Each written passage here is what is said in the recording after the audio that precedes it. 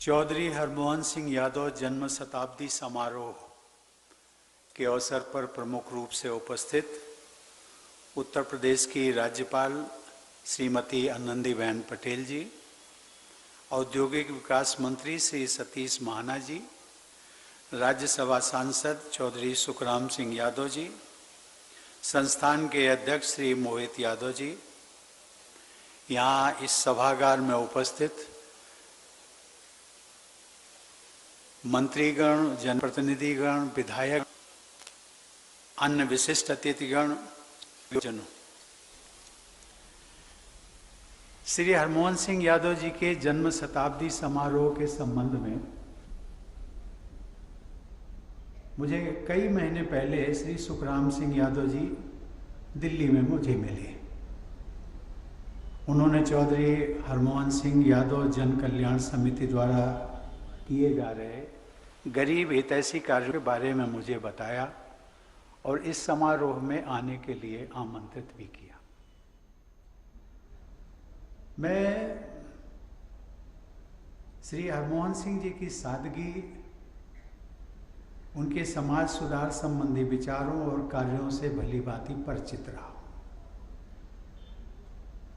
ये मेरा सौभाग्य था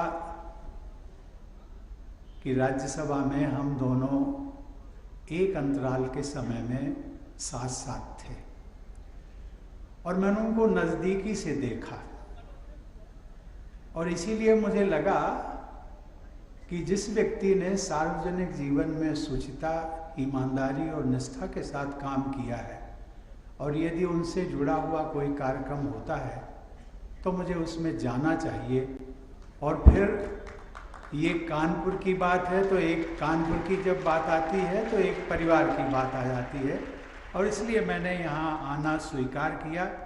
लेकिन यहाँ पर आकर के मैंने देखा, पहले भी कभी जब मैं सांसद हुआ करता था तो इस गांव से निकल करके एक दो जगह जाना हुआ तो देखा था विकसित क्षेत्र का विकास जितना हो सकता है और की अनुकूलताओं का बहुत कुछ किया गया। लेकिन जिस श्रृंखला का उल्लेख किया उससे मैं आज बहुत प्रभावित हूँ। शिक्षण संस्थाओं का जाल, एक ऐसा जाल बिछा दिया गया और जिसके लिए चौधरी हरमोहन सिंह बहुत हम सबको कई बार कहते थे कि भाई कुछ आपके गांव में हो सके तो हो, ना हो सके, विकास हो या ना हो, लेकिन विकास का जो आधार है वो शिक्षा होती है और शिक्षा यदि बच्चों को मिलेगा तो अपने आप विकास का रास्ता ढूंढ लेंगे। इसलिए आज उनकी जन्म शताब्दी के इस कार्यक्रम में शामिल होकर के मुझे बहुत प्रसन्नता हो गई। देवी और सज्जनों, हम सब जानते हैं कि आज़ादी के बाद का समय नए भारत के निर्माण की दृष्टि से बहुत चुनौतीपूर्ण समय था। वो भारत के लिए पुनः उठकर खड़े होने का समय था। राष्ट्र निर्माण के इस कार्य में ग्रामीण और कृषि विकास की तथा ग्राम पंचायतों की भूमिका बहुत महत्वपूर्ण होने वाली थी। इन परिस्थितियों में भारत के गांव-गांव से श्री हरमोहन सिंह यादव जैसे समाज सेवी देश के विकास के लिए आगे आए। हम सब जानते हैं कि हरमोहन सिंह जी को वर्ष 1952 अर्थात आज़ादी के ठीक 3 साल बाद 1952 में ग्राम प्रधान चुना गया। उसके बाद वे जन सेवा के मार्ग पर लगातार आगे बढ़ते गए और जैसा कि सुखराम ग्राम सभा से लेकर राज्यसभा तक की सफल यात्रा पूरी की।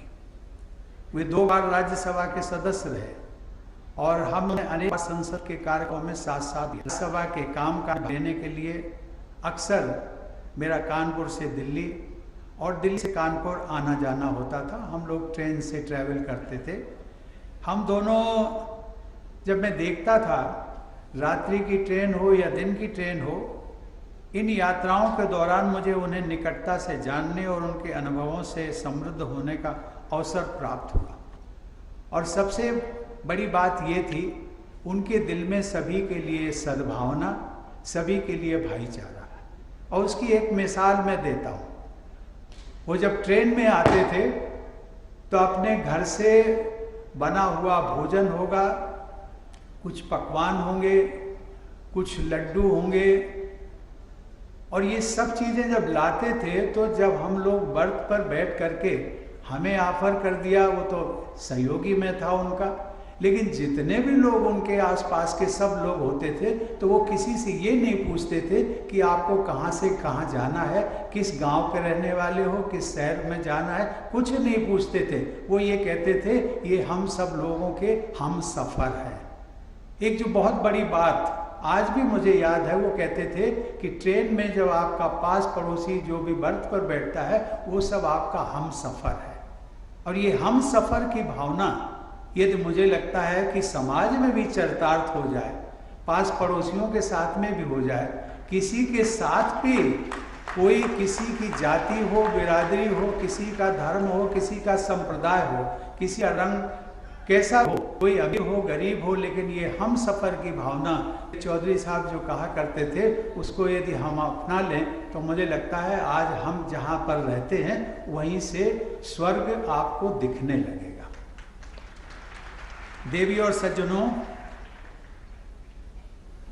विधानसभा से लेकर राज्यसभा तक चौधरी साहब की खेती किसानी के बारे में उनके विचारों को बहुत गंभीरता से सुना जाता था।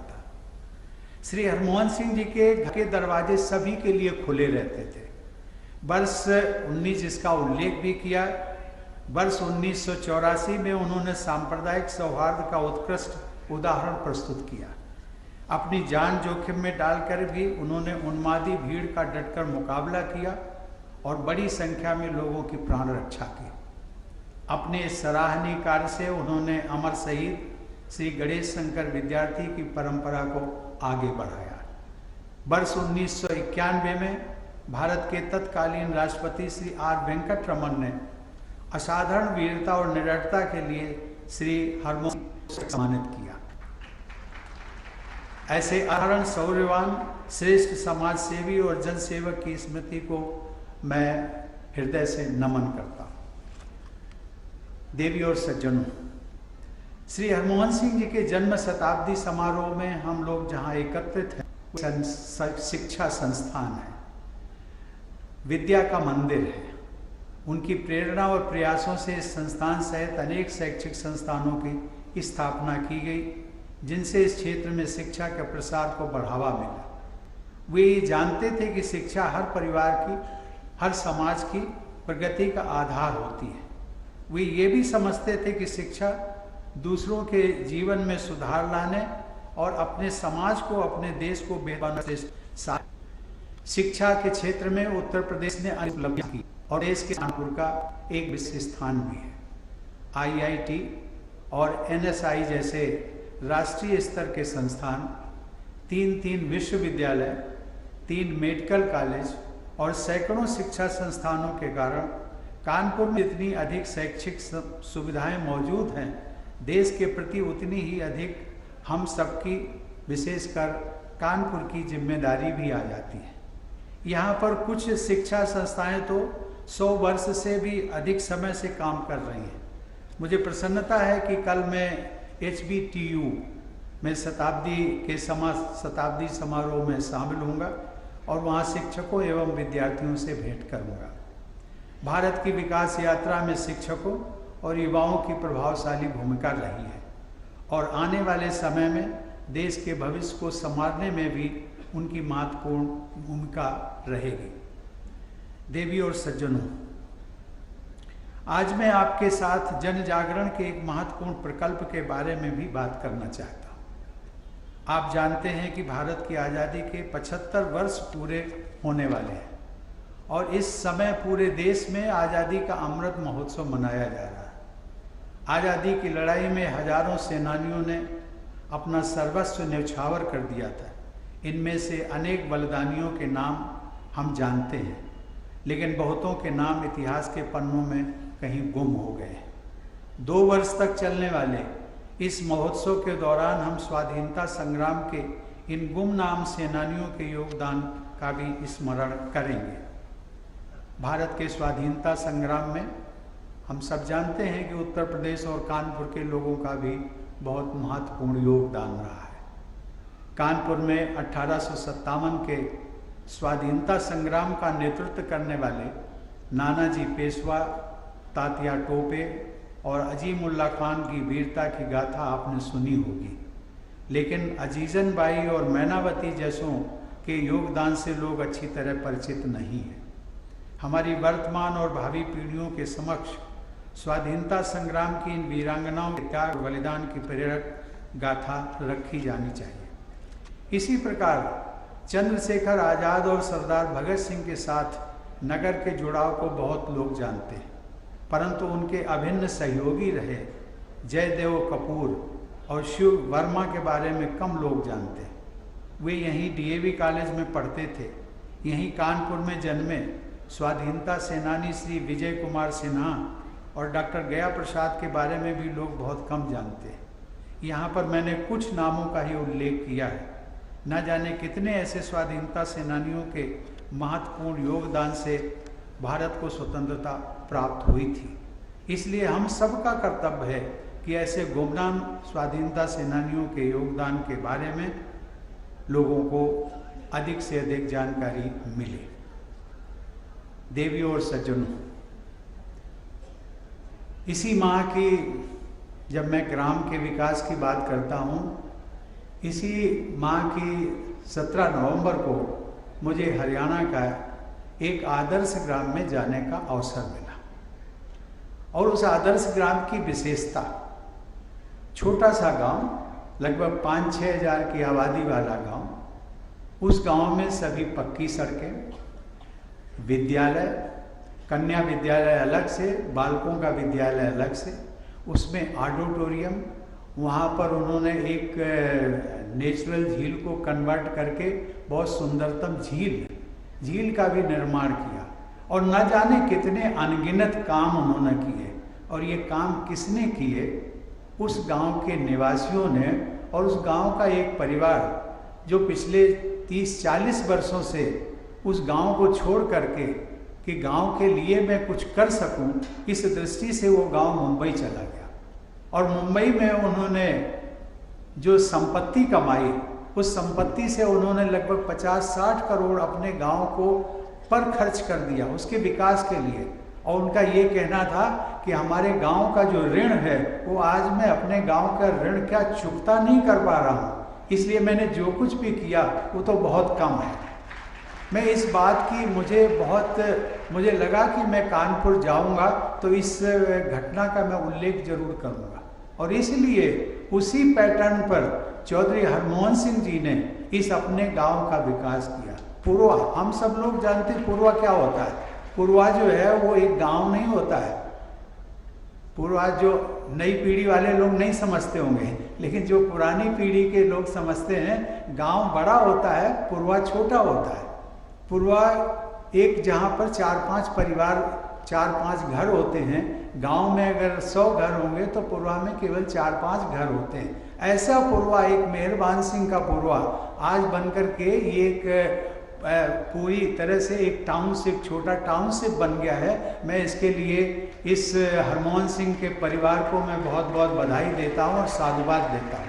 लेकिन आपसे अपेक्षा भी करता हूँ। अपेक्षा ये, आपको जो कुछ भी मिला है, समाज से मिला है, ईश्वर से मिला है, इसको हमें we will have to give back to the society.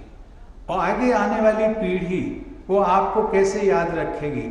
इस शिक्षण संस्थाओं में उन्होंने जो शिक्षा हासिल की है तो शिक्षण संस्था का नाम जरूर याद रखेंगे, लेकिन इसके अतिरिक्त आपने क्या किया है उसको हर कोई याद रखेगा। मैं इस प्रकार की आपके परिवार से अपेक्षा भी करता हूँ। देवी और सज्जनों, आज भारत को और भारतीयों को पूरी दुनिया में आदर प्राप्त हो रहा है।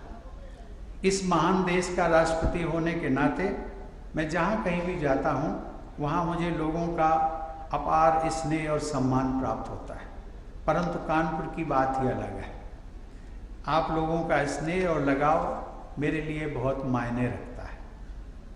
यद्यपि पूरा देश मेरा परिवार है, लेकिन कानपुर को मैं, कानपुर और कानपुर के आसपास के सभी जो क्षेत्र, जिले हैं, उनको मैं मानता हूँ कि ये मेरा निजी परिवार है।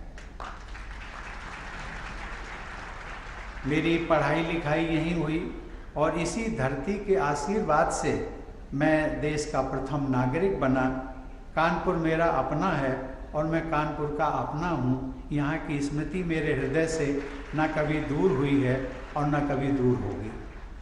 देवी और सज्जनों, किसी भी राष्ट्र के उज्जवल भविष्य की नींव अतीत के अनुभव और पूर्वजों की विरासत से मजबूती प्राप्त करती है। एक सुदृढ़, यशस्वी, विकसित और समृद्ध भारत के निर्माण में हम सब की सक्रिय भागीदारी होनी चाहिए।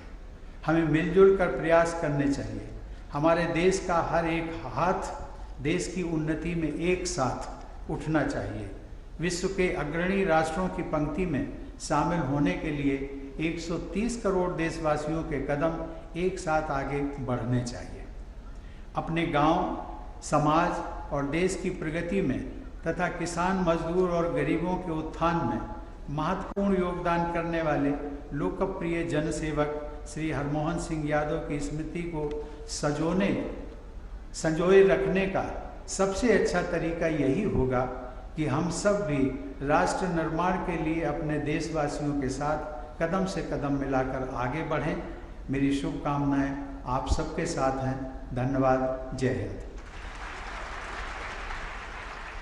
राष्ट्रपति रामनाथ कोविंद को आपको बता दें कि चौधरी हरमोहन सिंह यादव के जन्म शताब्दी के कार्यक्रम में शामिल हुए हैं राष्ट्रपति, जहां उन्होंने उनके साथ में बिताए हुए पलों को साझा किया और साथ ही बताया कि उनके दरवाजे हमेशा ही सबके लिए खुले रहते थे और साथ ही शिक्षा के क्षेत्र में उनका जो योगदान है वो खासा महत्वपूर्ण है। खबरों के निष्पक्ष विश्लेषण के लिए सब्सक्राइब करें Jantantra TV and press the bell icon. Never miss any update.